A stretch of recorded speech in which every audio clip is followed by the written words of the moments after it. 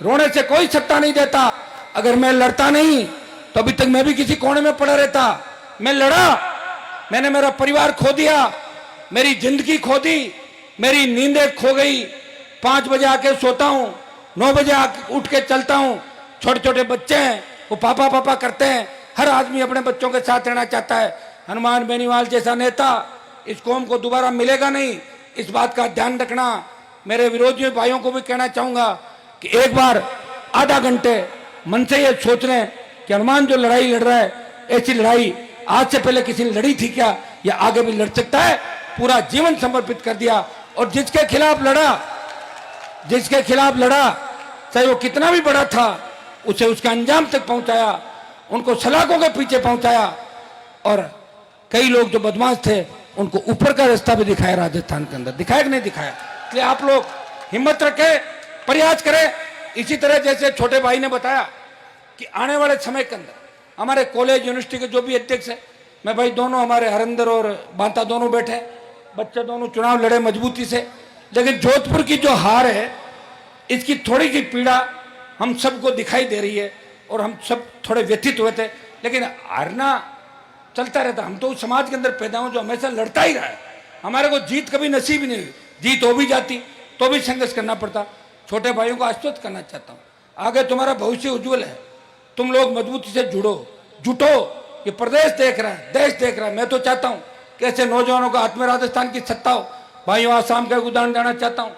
एक बार आसाम में छात्र आंदोलन हुआ था, बड़ा 25, 30, 40 साल पहले की बात है। और छात्र आंदोलन ऐसा हुआ, ऐसा बिगुल बजाया कि मुख्यमंत्री बना था 30 साल का, और सारे लड़के बन गए 25 साल के विधायक, मंत्री भी बने। सारी पार्टियों को घर बिठा दिया। नौजवान जब मचलता है तो सत्ता पे कब्जा कर लेता है। हर क्रांति का मुखिया नायक इस देश का नौजवान था। भगत सिंह 23 साल के थे। तात्या टोपे, मंगल पांडे ने जो लड़ाई लड़ी, उनकी छोटी उम्र थी। हनुमान बेनीवाल नौजवानों को साथ लेके, मुझे खुद के लिए नहीं चाहिए, मैं प्रधानमंत्री नहीं बन सकता, मुझे ही पता है, और मंत्री पद मेरे लिए कल तैयार है। मैंने अगर लड़ाई छोड़ दी तो लोग ये कहेंगे, लो आप पड़ा, वो भी गया जो चिल्लाता लास्ट, वो भी चला गया। क्योंकि मेरे नीचे तो बहुत सारे जा चुके पहले भैया जयकारे करके। देखा मैंने लोगों की ताकत है लोगों के अंदर। एक पुलिस की गाड़ी घर पे आ जाती है और एक 17 सीसी का नोटिस देते तो हाथ जोड़ के खड़े हो जाते, घर वालों को और ले जाते साथ में, इसकी तरफ ध्यान दो, बच्चा छोटा है। ये लड़ाई हमने देखी, इसलिए डर नहीं लगता। और बड़े बड़ी लड़ाइयाँ इस कौम के लिए लड़ी, किसान के लिए लड़ी, पार्लियामेंट में लड़ रहे और विधानसभा की थी। मैं इतना ही विश्वास आपको दिलाता हूं कि हम सब मिलकर नए राजस्थान का निर्माण करेंगे। और यहां से एक मैसेज खरनाल से पूरे देश के अंदर जाना चाहिए, एक पर्यटन सर्किट बने।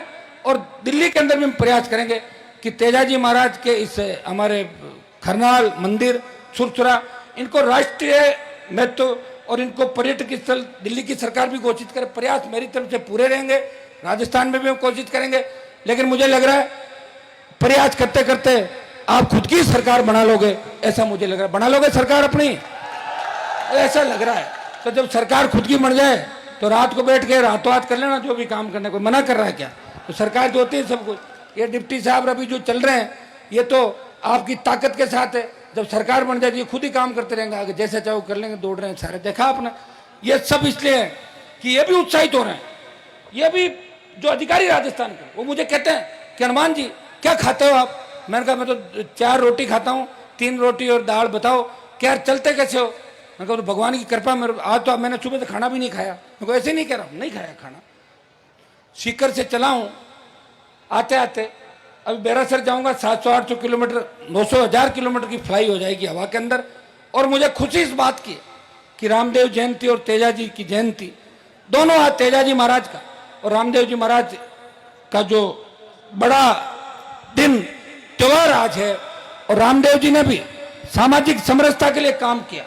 उन्होंने शेड्यूल कास्ट के मेघवाड़ भाइयों को उनका अधिकार दिलाने की लड़ाई लड़ी। और वीर तेजाजी महाराज ने 1000 साल पहले किसान कौम को जगाया और गौ माता का महत्व समझाया, गाय को अपने प्राण से ज्यादा माना। तो आज का दिन हमारे लिए खुशी का दिन है।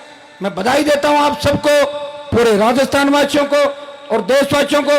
और इतना ही भरोसा आपको दिलाता हूं कि हनुमान बेनीवाल हमेशा किसान के लिए लड़ा, जवान के लिए लड़ा, बदमाशों के खिलाफ लड़ा, भय मुक्त, अपराध मुक्त, भ्रष्टाचार के लिए लड़ा। और आगे भी आप सबके लिए मेरा संघर्ष हमेशा रहा कि मैं समिति को आश्वस्त करना चाहता हूं कि समय मिला नहीं, कोरोना आ गया था, मैं भी पूरा टाइम नहीं दे पाया आपको, लेकिन मैं प्रयास करूंगा समय समय पर आपसे बात भी करता रहूंगा और आप तमाम अपने समाज के जितने भी नेतागण हैं उन सबको भी समय समय पे खरनाल बुलाएं। मैं तो यह भी कहता हूं, रुको एक बार, हमारे एक दिक्कत क्या है कि झंडे की राजनीति है, ये कांग्रेस का झंडा है, ये भाजपा का, ये आरएलपी का। अगर झंडे की राजनीति हो और किसी को लगे कि भाई मंच पे साथ नहीं बैठे, विधानसभा लोकसभा में हम सब साथ ही बैठते हैं, नेता हम सब साथ हैं, पब्लिक लड़ती रहती है, यही सही है ना, सारे चाय पानी डिनर लंच साथ करते हैं, आपको किसी के लड़ना नहीं। धीरे धीरे ये भी हो जाएगा, कई जगह मैं देखता हूँ अच्छी व्यवस्थाएं लोगों ने कर दी, लोग कहते हैं साहब आज आरएलपी वालों का है, कल बीजेपी वालों का, परसों कांग्रेस वालों का, सही है ना, झगड़ा नहीं क्यों सरपंच साहब। मैं सरपंच साहब को भी धन्यवाद दूंगा कि पूरी ताकत के साथ लगे हुए। एक मेरे एमएलए रहते हुए भी, एमपी रहते हुए भी हमेशा खरनाल गांव वालों ने एक ही बात कही कि आपसे तो कभी भी ले लेंगे, मेरा सहयोग तो हमेशा रहेगा ही। 20 लाख रुपए सामुदायिक भवन के लिए, जैसा एक बार बता दें, वो देने की मैं घोषणा करता हूँ। और एमएलए साहब आपके बैठे हैं, आजकल तो एमएलए का बजट एमपी से ज्यादा कर दिया अशोक गहलोत ने, इनके भी 5 करोड़ रुपए पर साल आता है, हमारा बजट मोदी ने छीन लिया 2 साल का। हमारा दिल बड़ा है, इसलिए बड़ी बड़ी घोषणाएं करते हैं, पूरी भी करते हैं उनको। तो हम दोनों मिलके, आप बता दें, प्रधान भी आपके बन गए, अब तो सारा राज आपका है और तेजाजी महाराज अपना है और देश अपना है।